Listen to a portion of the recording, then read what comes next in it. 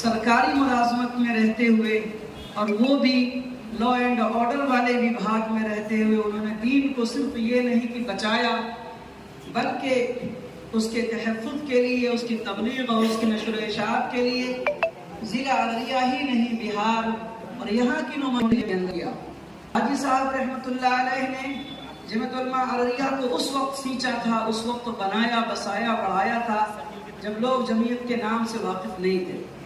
आज हम सब हाजी साहब रहमतुल्लाह अलैह की खिदमत के लिए, उनकी जिद्दोजहद के लिए, उनकी याद के लिए यहाँ हाजिर हैं।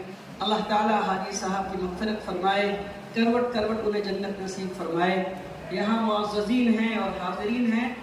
मैं जमीयत उलमा ज़िला अररिया के सदर महतरम हमारे निहायत मुशफ़िक़, मुहसिन जनाब अलहाज डॉक्टर आबिद हुसैन साहब